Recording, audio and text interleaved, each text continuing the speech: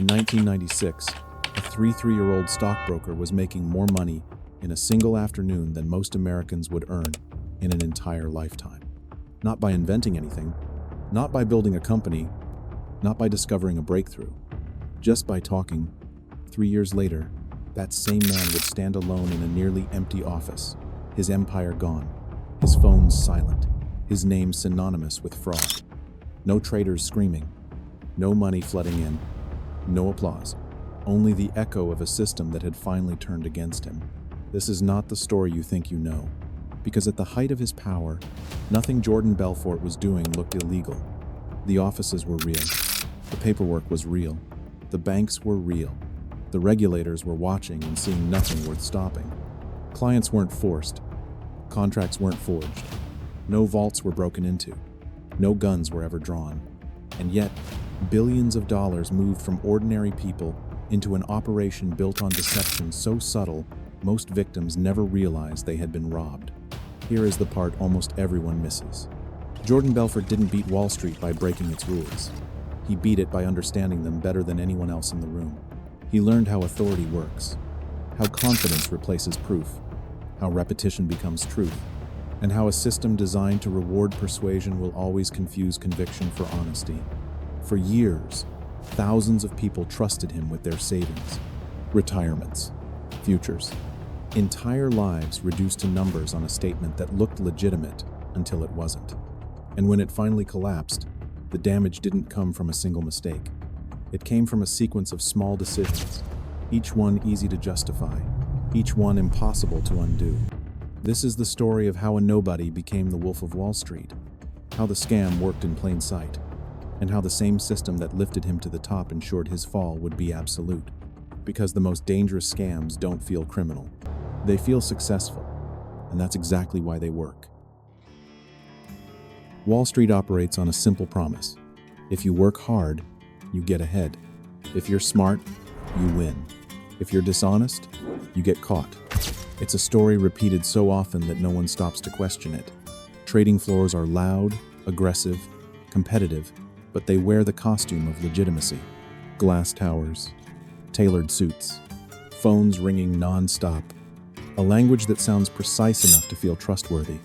Most people assume that behind all that noise, there must be order, oversight, control, someone watching the watchers. But Wall Street doesn't actually run on rules. It runs on incentives. Brokers are not paid to be right. They are paid to convince. Every phone call is a performance. Every recommendation is a pitch. And every successful sale reinforces one dangerous lesson. If the client buys, you were right. If the price goes up, you were brilliant. If it goes down, it was market conditions. Responsibility dissolves into language. Regulators exist, but they move slowly.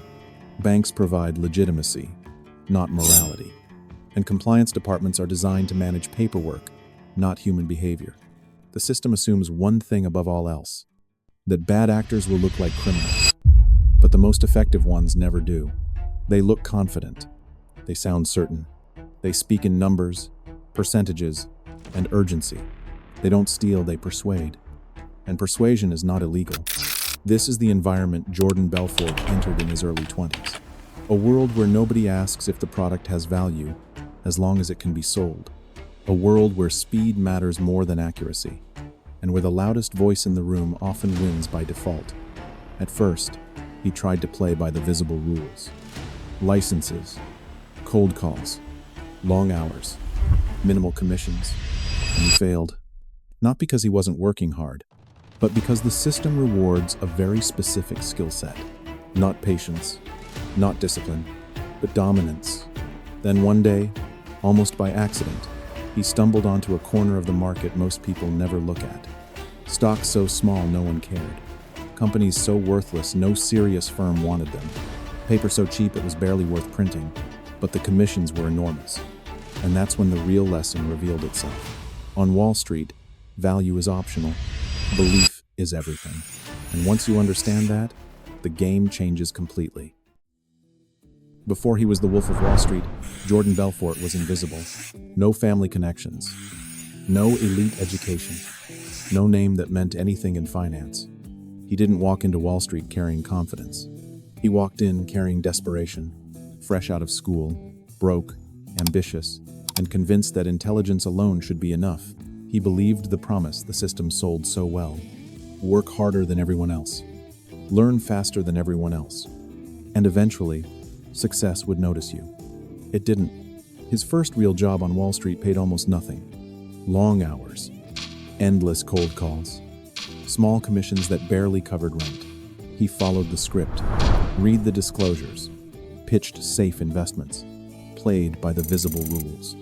And still, he watched other brokers make in one day what he struggled to earn in a month. Not because they were smarter, but because they were louder. Because they spoke with certainty instead of caution. Because they sold confidence instead of accuracy. Because they understood something he hadn't learned yet. On Wall Street, being right is optional. Being convincing is not. Then came the crash. In October 1987, the market collapsed. Phones went quiet. Firms shut down overnight. Careers ended without warning. Jordan Belfort was fired before he ever had a chance to fail properly. To most people, that would have been the end. A warning sign. A reason to walk away. For Belfort, it was the moment the illusion cracked. He took a job far from the glass towers and tailored suits. A small brokerage in Long Island. Cheap desks. Outdated phones. No prestige at all. That's where he noticed something strange. The products no one respected paid the most. Tiny stocks. Unknown companies. Investments no serious firm wanted its name attached to. The commissions were absurd. Not percentages, but chunks. And for the first time, Belfort experienced something that rewired his thinking completely. He made more money in a single day selling garbage than he ever had selling legitimate investments. No alarms went off. No regulators called. No one stopped him. The client agreed. The paperwork cleared. The check arrived. Nothing about the transaction felt criminal, and that was the most dangerous part. In that moment, Jordan Belfort didn't decide to become a fraud. He decided something far more subtle. He decided not to ask questions. He told himself the companies might recover, that investors knew the risks, that everyone was doing the same thing, and maybe they were. But one truth had become impossible to ignore. The system wasn't broken. It was working exactly as designed, and Jordan Belfort had finally learned how to use it. The shortcut didn't announce itself as a crime. It presented itself as efficiency. Jordan Belfort wasn't looking to deceive anyone. At least, that's what he told himself. He was looking for leverage. The penny stock world offered exactly that. These were companies trading for pennies, sometimes fractions of a cent. Unknown names. Minimal oversight. Practically invisible to regulators focused on bigger fish. What made them irresistible wasn't the product. It was the commission. While traditional brokers fought for a few percentage points, penny stocks paid up to 50% per trade. Sell enough volume, and a single phone call could outperform an entire week of honest work. Belfort noticed something else almost immediately. Clients didn't understand the product. They understood confidence. When he spoke cautiously, they hesitated. When he spoke decisively, they bought. Facts mattered less than tone.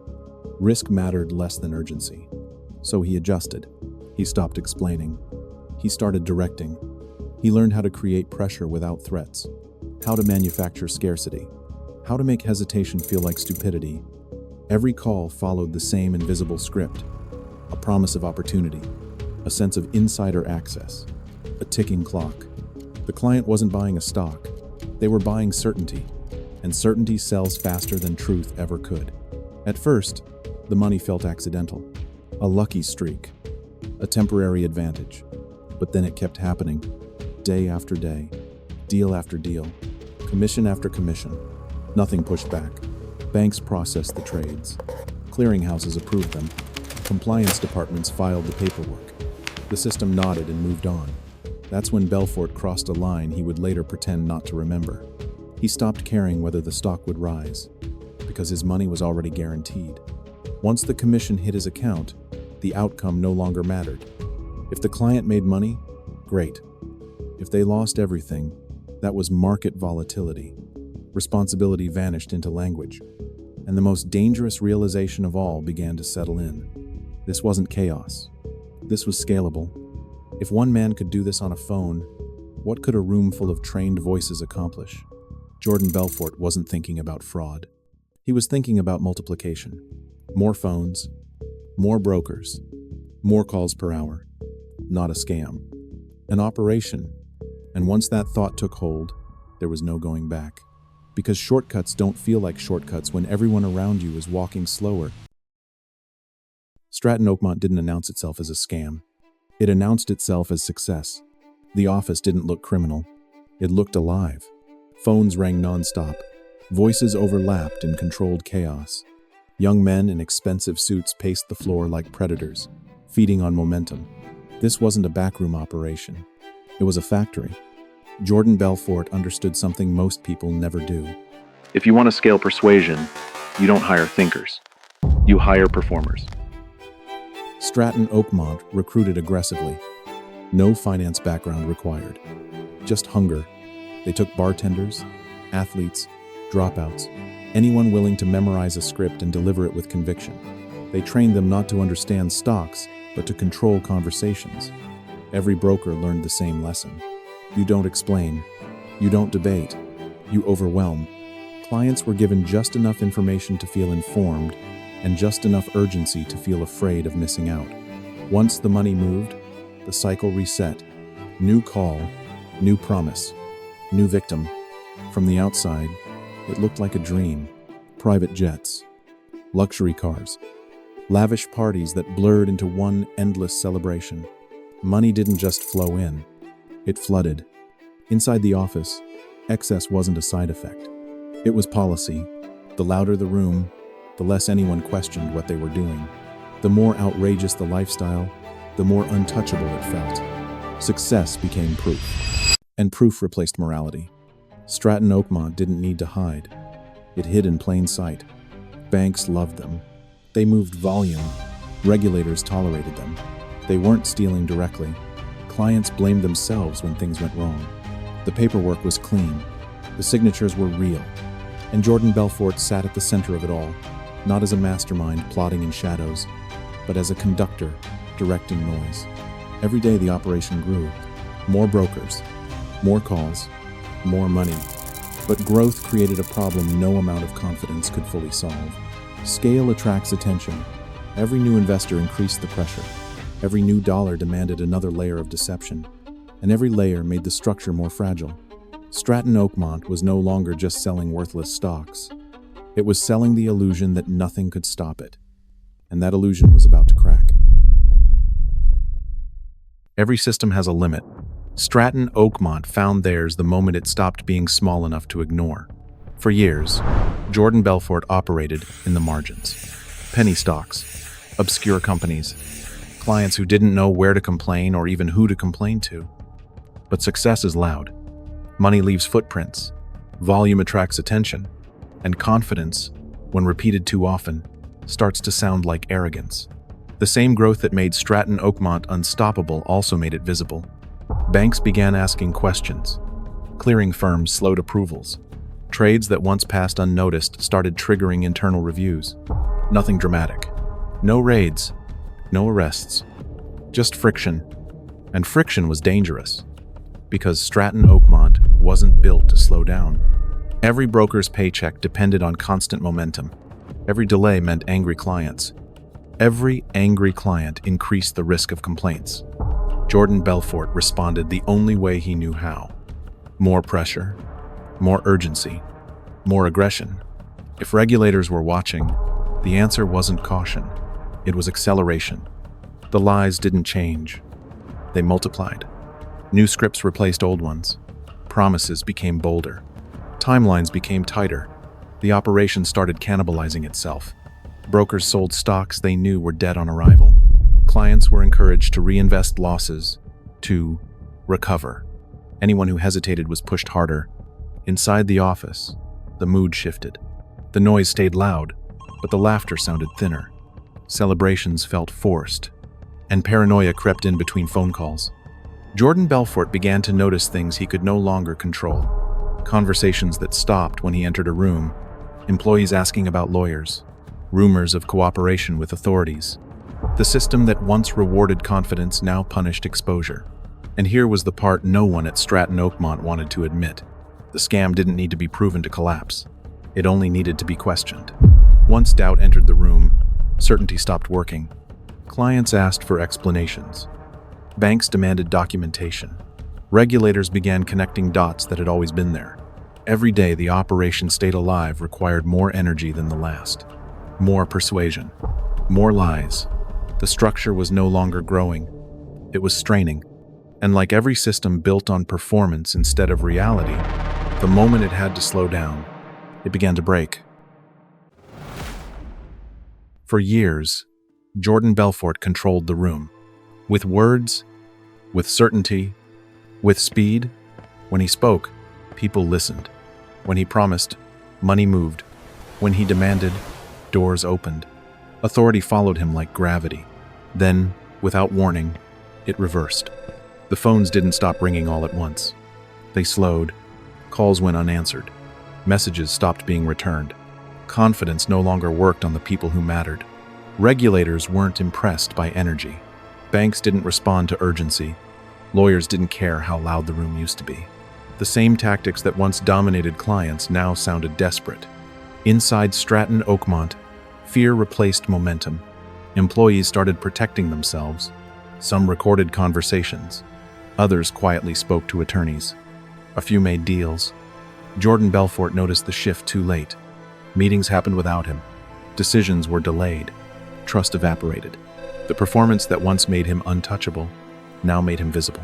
When the FBI finally arrived, it wasn't dramatic. No storming doors. No cinematic arrests.